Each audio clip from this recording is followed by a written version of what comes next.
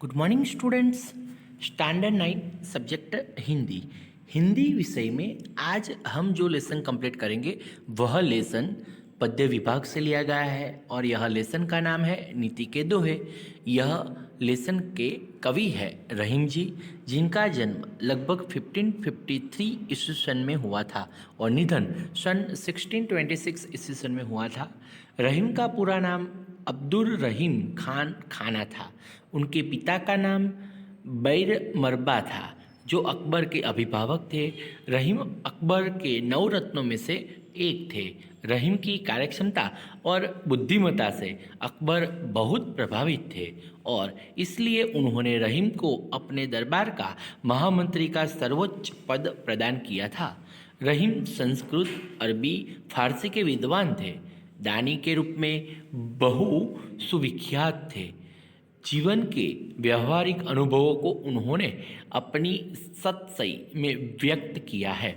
प्रथम दोहे में परहित की भावना, दूसरे दोहे में सही संबंध की रीत और सच्चा प्यार, तीसरे दोहे में छोटी चीज का महत्व, चौथे दोहे में सही दीनबंधु की बात की गई है, पांचवें दोहे में कड़वे वचन बोलने वाले की स्थिति का वर्णन है, छठवें दोहे में उत्तम प्रकृति की प्रवृत्ति, सातवें दोहे में बिगड़ी हुई बात को छोड़ देने की, आठवें दोहे में धैर्य का महत्व तथा अंतिम दोहे में किसी से मांगना नहीं चाहिए, इस बात को उद्धृत किया है।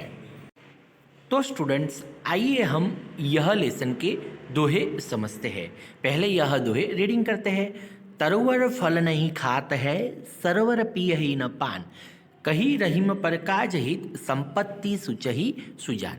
यह दोहे में रहीम जी कहते हैं कि पेड़ अपने फल नहीं खाते हैं और सरोवर अपना पानी नहीं पीते हैं। इसी प्रकार ज्ञानी पुरुष परोपकार के लिए ही धन संपत्ति का संग्रह करते हैं। तो यह दोहे में परोपकार की बात की गई है। दोबारा रिपीट करता हूँ कि रहीम जी ने कहा है कि पेड़ अपने फल नहीं खाते हैं और सरोवर अपना पानी नहीं पीते हैं। इसी प्रकार ज्ञानी पुरुष परोपकार के लिए ही धन संपत्ति का संग्रह करते हैं। सेकंड दोहा समझते हैं। कही रहीम संपत्ति सगे, बनत बहुत बहु रीत, विपत्ति कसौटी जे कसे, तेई साचे मित।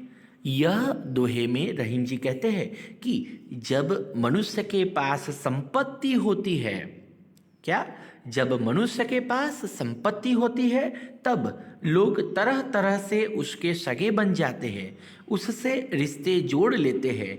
लेकिन सच्चे मित्र तो वे हैं जो विपत्ति के समय साथ देते हैं। ठीक है ना। तो यहाँ मित्रता की बात की गई है कि सुख में तो सब लोग साथ देते हैं, सब मित्र बन जाते हैं, पर दुख में तो कोई मित्र होते ही नहीं है। तो जो विपत्ति के समय साथ देते हैं वही सच्चे मित्र कहे जाते हैं। यहाँ ऐसा समझाया गया है। तीसरे दोहे में रहीम जी क्या कहते हैं कि रहीम न देखी बड़ेन को, लघु न दीजिए डारी, जहाँ काम आवे सुई, कहाँ करे तरवारी। तो यह दोहे में रहीम जी समझाते हैं कि बड़ों को देखकर छोटों की उपेक्षा नहीं करनी चाहिए। जो काम सुई करती है क्या वह तलवार कर सकती है? बहुत अच्छे से यहाँ समझाया गया है कि छोटों की उपेक्षा नहीं करनी चाहिए। जो काम सुई करती है क्या वह तलवार काम कर सकती है?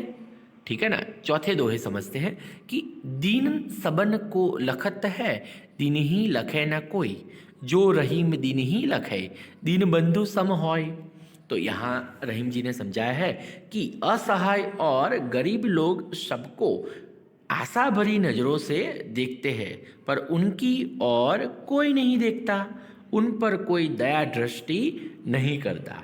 जो असहाय और गरीबों पर दया दृष्टि करता है वह सचमुच भगवान के समान होता है। आइए हम पांचवा दोहा समझते हैं। खीरा को मुंह काटी कई, मलियत नोन लगाए, रहीमन करुए मुखन की, चखी चाहिए यही सहाय।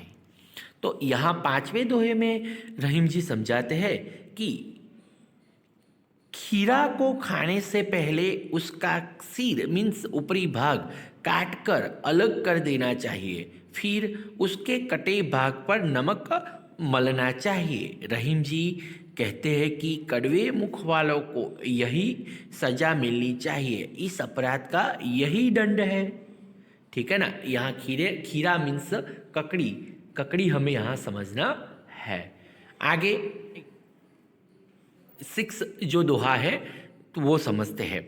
जो रहीम उत्तम प्रकृति का करी सकत कुसंग, चंदन विष व्याप्त नहीं लपटे रहत भुजंग।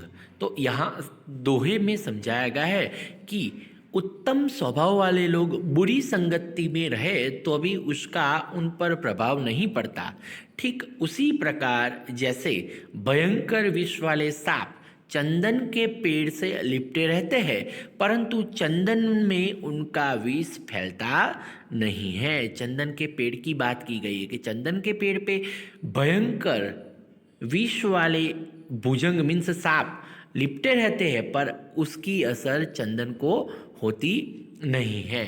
आइए 7 जो दोहा है वो समझते हैं। 7वां दोहा, बिगड़ी बात बने नहीं लाख करो किन कोई, रहीमन बिगर दूध को मथे न माखन होय।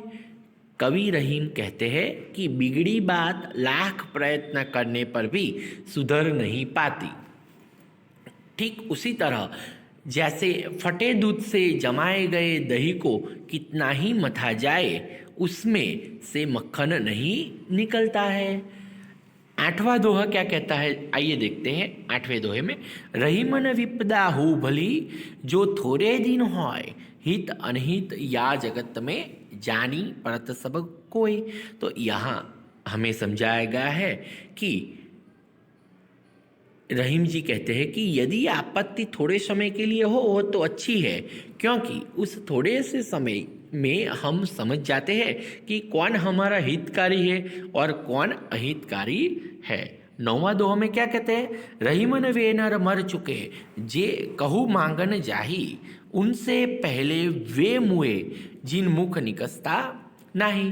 तो यहाँ रहीम जी ने कहा है कि वे मनुष्य तो जिंदा होते हुए भी मरे हुए हैं जो दूसरों के दरवाजे मांगने जाते हैं, परंतु उनसे भी पहले वे मर गए जिनके मुख से नहीं शब्द निकलता है, जो मांगने वालों को देने से इनकार कर देते हैं। तो हमें यह दोहे समझने हैं और नोटबुक में लिखना है। बाद में हम शब्दार्थ यहाँ दिए गए हैं तो वो शब्दार्थ नोटबुक में लिख लेना है।